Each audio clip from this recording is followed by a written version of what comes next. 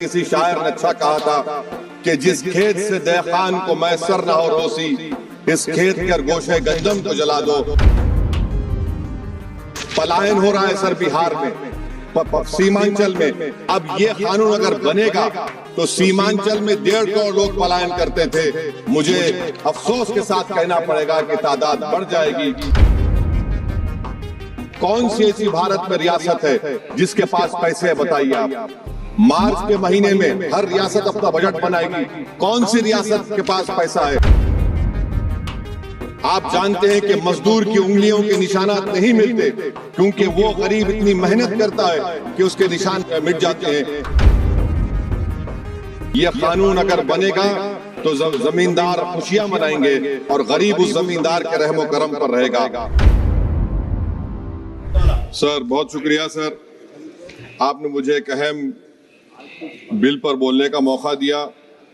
Sir इस वतन अजीज के गरीब, बेरोजगार और भूखे लोग इस ऐवान में मौजूद बरसर इख्तिदार जमात के लोगों को एक पैगाम देना चाह रहे हैं कि शायर ने कहा कि भूखों की नजर में बिजली है, तोपों के दहाने ठंडे हैं, तकदीर की लब पे जंबिश है, तदबीर दम तोड़ रही है। सर इस तरह का एक कानून बनाने की कोशिश की जा रही है जिससे गरीबों को फायदा होता था। आज वो कानून जो डिमांड ड्रिवन गारंटी था, इसको हुकूमत बदल कर एक मरकजी माविन स्कीम के तौर पर नाफिज करना चाहती है। सर जब तक किसी पंचायत को नोटिफाई नहीं किया जाएगा, उस पंचायत में काम नहीं होगा। हुकूमत की ये पॉलिसी हमेशा ये रही है कि हर इख्तियार को हासिल करना चाहते हैं और एक डिक्टेटर की तरह वो हुकूमत को चलाना चाहते हैं। सर आप बताइए, मरकजी हुकूमत ये कैसे फैसला करेगी कि एक डिमांड ड्रिवन गारंटी को आप रियासत को बोलेंगे नॉर्मेटिव एलोकेशन कर दिया जाएगा, और अगर कोई रियासत उससे ज़्यादा अखराजात करती है तो फिर उनको उसका बोझ उठाना पड़ेगा। मुतालिबा पर मोदी गारंटी को एक सप्लाई डिमांड प्रोग्राम पे तब्दील किया जा रहा है।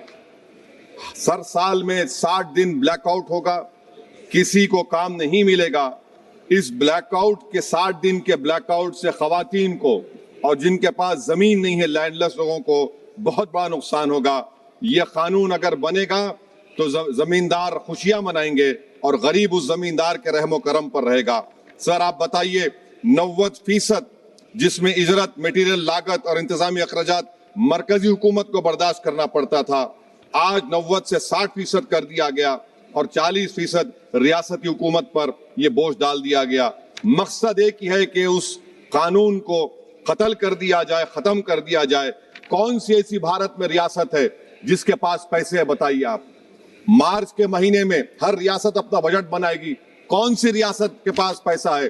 तो ये मालूम हो रहा है कि सरकार गरीबों के खिलाफ है, गुर्बत का खात्मा नहीं करना चाहती। सर आधार और डिजिटल निजाम, आप जानते हैं कि मजदूर की उंगलियों के निशानात नहीं मिलते, क्योंकि वो गरीब इतनी मेहनत करता है कि उसके निशान मिट जाते हैं।